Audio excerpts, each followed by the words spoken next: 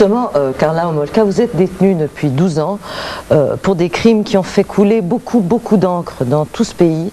Et avec tout ce battage médiatique qui a eu lieu ces derniers jours, comment s'est passée cette sortie de prison? Je pense que je réalise pas encore que je suis sortie.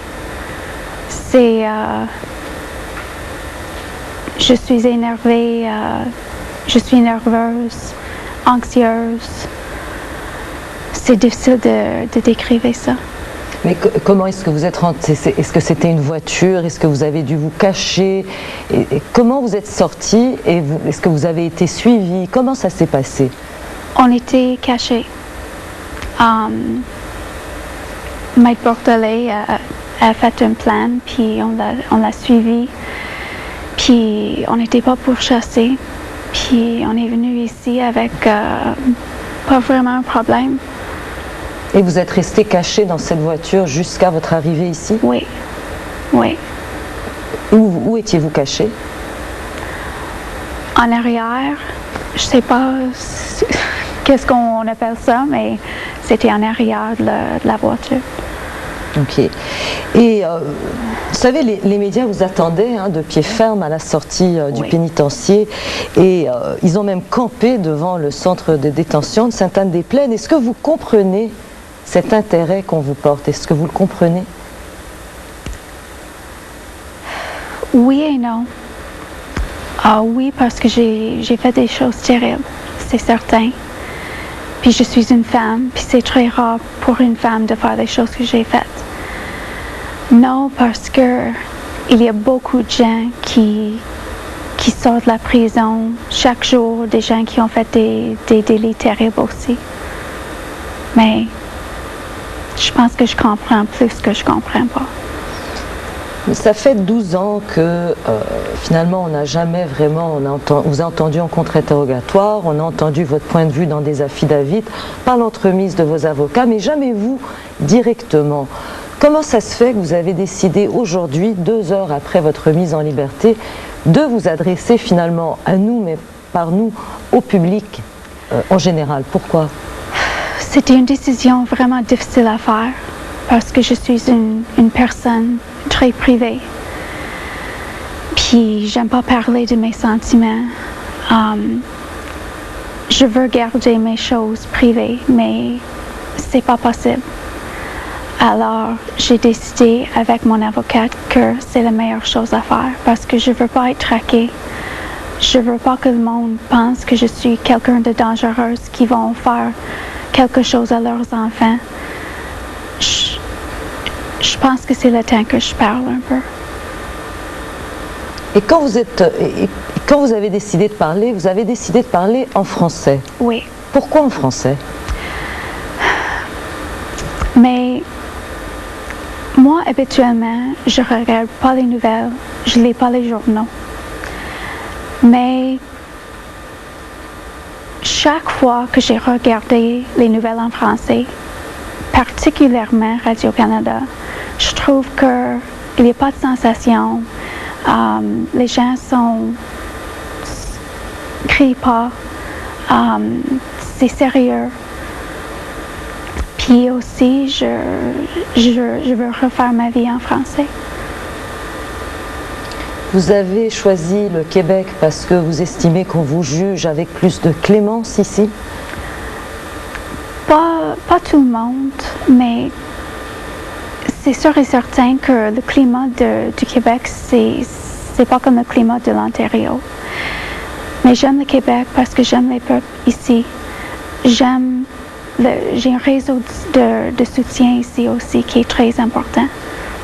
Est-ce que c'est aussi peut-être parce que au Canada anglais, l'affaire Karla Homolka, Paul Bernardo a été égrenée quotidiennement dans les médias. Oui. Tous les détails sont sortis de cette cause qui était très retentissante à l'époque, surtout dans les médias anglophones, et qu'au Québec, ça a été, on connaît moins les détails horribles finalement. Oui. De votre affaire, de votre cause devant les tribunaux. Alors, est-ce que c'est un peu ça qui vous pousse aujourd'hui à décider de choisir le Québec où on vous connaît moins bien qu'en Ontario?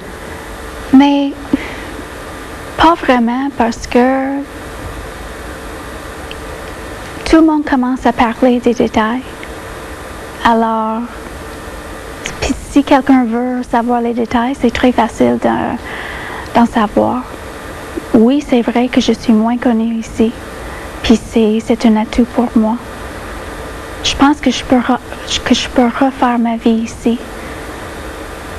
C'est plus facile de vivre ici. Est-ce que vous pensez que c'est possible même pour Karla Homolka de refaire sa vie même au Québec, de recommencer une vie ou de continuer une vie anonyme, paisible, tranquille après ce battage médiatique et après ce que vous avez fait finalement?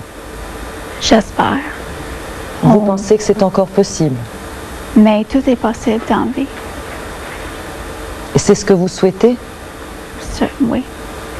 Et vous pensez honnêtement qu'à partir de, peut-être pas demain, mais après un certain temps, les choses vont se calmer et puis finalement d'autres événements vont prendre le dessus et le public va vous oublier? Dans votre tête, est-ce que c'est ça le scénario idéal? Bien sûr, c'est le scénario idéal, mais je pense pas que tout le monde va m'oublier. Je pense pas, j'espère. Et là, vous êtes sorti il y a quelques heures de prison. Karla Homolka est libre maintenant. Est-ce que vous sentez que vous avez payé votre dette à la société? Ça, c'est une question difficile. Légalement, oui. Émotionnellement, socialement, non. Non. Qu'est-ce qu'on fait pour payer sa dette? Qu'est-ce qu'il faut faire pour payer sa dette émotionnellement et socialement envers une société qui vous juge encore, de toute évidence? Je pense que socialement, j'ai besoin de faire le plus de choses possible pour aider les gens. Puis émotionnellement, je vis avec ce que j'ai fait constamment. Puis ça va jamais finir. Quand vous dites aider les gens, comment vous voudriez, vous souhaiteriez les aider? Mais je sais pas exactement. Mais je sais que en prison, j'ai fait les choses. J'étais une membre de l'équipe du Père aidante. C'est un groupe de femmes qui sont formées pour aider les autres détenus. J'ai fait ça en prison. J'ai fait plein de choses comme ça en prison, puis je veux continuer dehors. Je peux pas faire les mêmes choses, mais je sais pas exactement ce que je ferais. En tant que personne, si vous venez nous voir, c'est pour que vous disiez aux gens que vous n'êtes plus finalement une menace pour la société, parce que là, c'est une des craintes, et vous le savez. Donc, la question qui s'impose, c'est qui êtes-vous? Alors, si vous n'êtes plus, est-ce que vous êtes cette personne ou cette autre personne? Cette détenue exemplaire ou une criminelle, finalement? Mais j'étais une détenue exemplaire et il n'y a pas de question là-dessus. J'ai fait tous mes programmes. J'ai même fait les programmes qui n'étaient pas sur mon plan correctionnel. J'ai fait du bénévolat. J'étais à l'école. J'ai aidé les autres femmes. J'ai jamais reçu un rapport interne. J'ai fait plein de choses. J'étais à l'école, j'ai eu mon bac, j'ai amélioré mon français. Vous avez dit tout à l'heure que vous vivrez toujours avec ce que vous avez fait. Oui. Vous avez des remords? Oui. Qui se manifestent? Comment ça se manifeste, ces remords? Souvent, je pleure. J'arrive pas à me pardonner.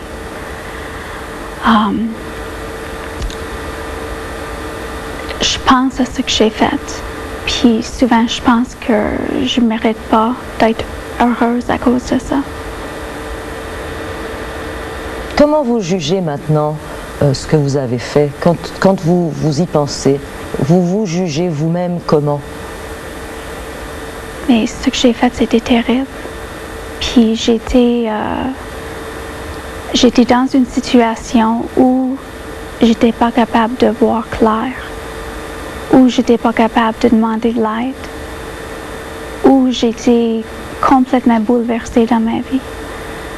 Puis je regrette énormément parce que je sais que maintenant, je sais que j'avais le pouvoir d'arrêter tout ça. Mais quand j'étais là-dedans, j'ai pensé que j'avais aucun pouvoir. D'arrêter même ce que vous avez fait? Vous n'aviez pas le pouvoir d'arrêter ou de vous arrêter?